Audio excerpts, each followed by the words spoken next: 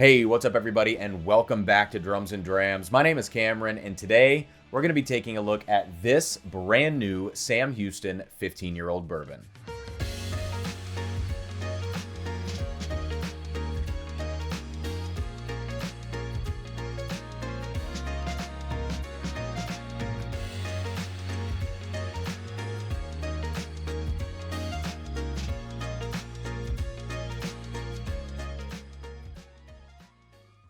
All right, so like I said, today we're going to be taking a look at this brand new Sam Houston 15. This is the most recent release in the Sam Houston portfolio. It is also the oldest release and the highest proof release. Both things that make me very excited to taste this for today's review. Now, the way this video is going to work is first I'm going to give you just a little bit of background information about Sam Houston and what they're doing with their different bottlings. Then we're going to nose taste and evaluate the Sam Houston 15-year-old. And finally, at the end, I'm going to be doing two quick side-by-sides to see how this thing stacks up to other comparable products, putting it next to last year's Sam Houston 14, and then ending with a comparison against the recently released Calumet Farm 15-year-old bourbon. Sam Houston is a non-distilling producer, or NDP, meaning they are buying old stocks of bourbon from already existing distilleries and using that to blend their own products. Now, I've got to say, Sam Houston is a very transparent NDP, which is what we really like to see as whiskey reviewers, but more importantly, as whiskey consumers. We like to know what we are drinking and where those people are sourcing their stuff from. And Sam Houston really discloses as much information as they possibly can. We know that this is coming from Barton, aka 1792, based on the mash bill. We have the 74% corn, 18% rye, and 8% malted barley mash bill. That is coming from Barton. And we can see that on the side labels of these bottles. They list it right there. Again, very transparent. Now, also on those side labels is some batching information, and it's important to talk about the small batch process that Sam Houston is doing for these releases. So basically what happens, because these are limited releases, they only go to a certain amount of states or markets, and each of those markets is going to receive generally about 3 batches of Sam Houston. So within each of those batches, we have either 2 or 3 barrels. Now, if you know anything about the term small batch, it's a highly unregulated term. This is truly small batch bourbon. 2 to 3 barrels per batch is incredible. There is obviously a lot of care being taken there to match these barrels up with each other to create a very consistent flavor profile, and we like to see that. So for instance, my Sam Houston 12-year is coming from Indiana. My Sam Houston 14 comes from Texas. And this Sam Houston 15 is the California batch number 2, all right? And this is a 3-barrel batch, which will typically yield around 500 bottles apiece. Now, there is a little bit of batch variance between the different Sam Houston bottlings. I know some other whiskey reviewers have done comparisons. For me, the batches that I've had, the different batches, have all been pretty darn consistent. And I've got to say, whether or not you have this batch or that batch, at the end of the day, these are just high-value products. I mean, the Sam Houston stuff typically comes in around that $120, $130 MSRP. I know that's where this 15-year-old is sitting. And when you're paying less than $10 per year for a bourbon that is 15 years old, you're not going to find a value like that anywhere else. Now, I know the secondary prices here they're sitting around $200 or so for this particular release. But these are actually fairly easy to find, it seems, in the markets that receive them. So for what that's worth, that's a pretty basic overview of what's going on here with Sam Houston.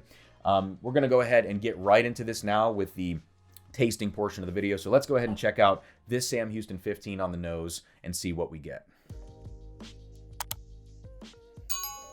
All right, so this is a wonderful nose right off the bat.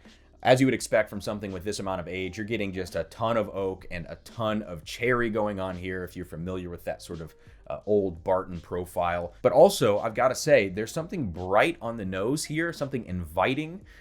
It's not too bogged down by those 15 years in the barrel. It's really got a nice balanced nose, but it's definitely intense. It's definitely showing its age in a really, really great way.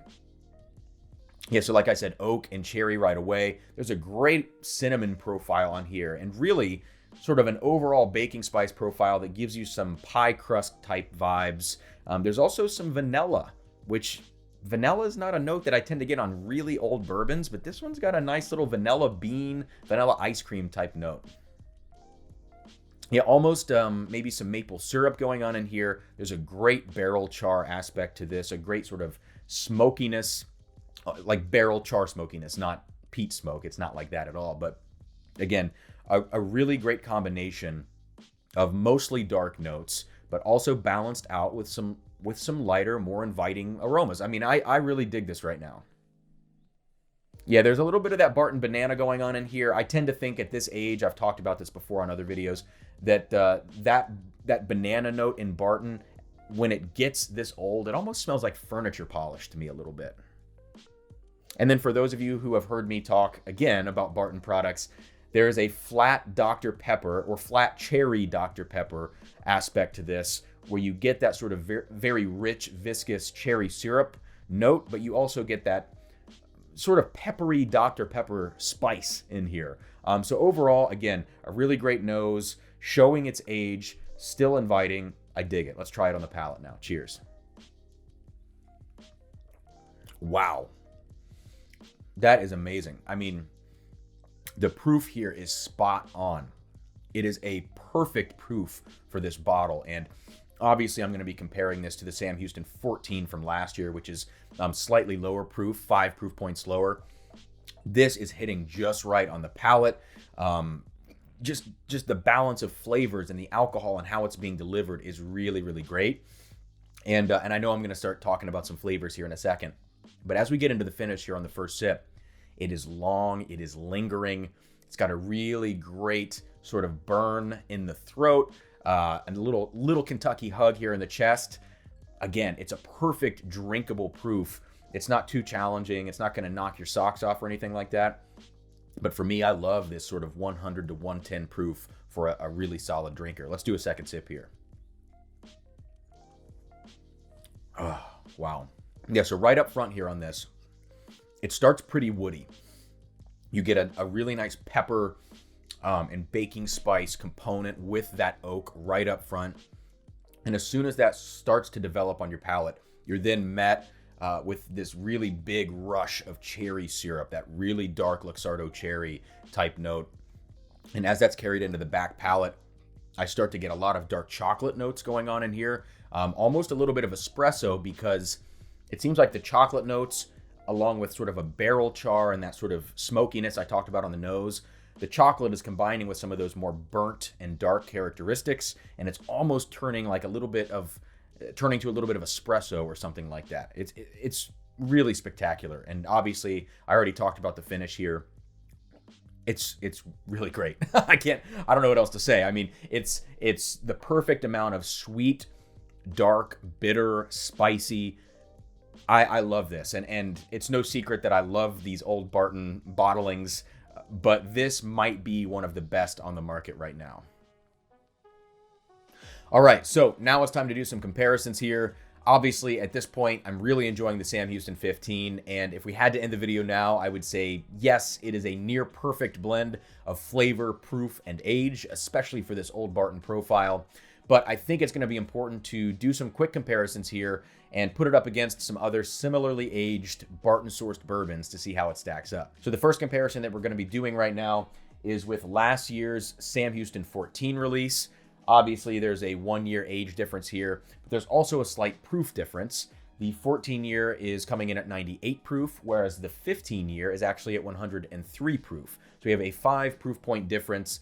And, just keep that in mind as we go forward here with this comparison. So let's start now with the Sam Houston 14 on the nose.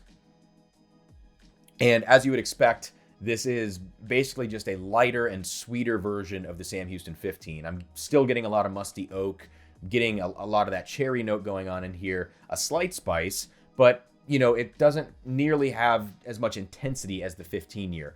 The strong cinnamon and baking spice notes aren't quite here in this one. The cherry's a little lighter, a little sweeter, and not as intense. I'm not getting as much barrel char in this one, but it is a little more pleasant and a little more sweet. I get some brown sugar and some cane sugar kind of popping out of the glass here on the 14-year. Let's do a quick side-by-side with the 15. Yeah, the 15 definitely has that additional cinnamon. It has just more intensity overall. The cherry note is just insane. I mean, it is so in your face. It doesn't seem medicinal. I mean, I don't know. We'll see. I could see this thing being considered a little bit medicinal, but for me, I think the 15 just has a really, really rich cherry note. Let's take a quick sip of the 14. All right. Very pleasant, very smooth, as they might say. But it's got those aged bourbon notes, and it's not offensive to the palate whatsoever. Now let's go to the 15. Oh, yeah. Oh, yeah. That 15, you just get so much more spice, so much more intensity. The cherry is just so freaking rich there. And I love that slight char note, that slight chocolate note. I think the age is really doing this well, but the standout part of it is probably that 5 proof point bump that they gave the 15 year. I think that is really, really doing wonders for this pour. So I would say overall, the 15 year is just a more intense, slightly more brash version of the 14 year, but you really can't go wrong with either one of these. And for the final comparison on today's video, we're going to have a little 15-year bourbon battle between the Sam Houston 15 and the Calumet Farm 15. Now, I've got to say, I loved the Calumet Farm 15 when I reviewed it a few weeks ago. It's going to be hard to beat, so this will be a very interesting comparison. We're going to start with the Sam Houston and then go on to the Calumet Farms. That Sam Houston nose, that's going to be really, really hard to beat. It is so intense, just incredible. Let's go to the Calumet Farm now. All right, so this is very interesting. The Calumet Farm, as much as I loved it a few weeks ago, and obviously I've drank this bottle down, I love it so, so much.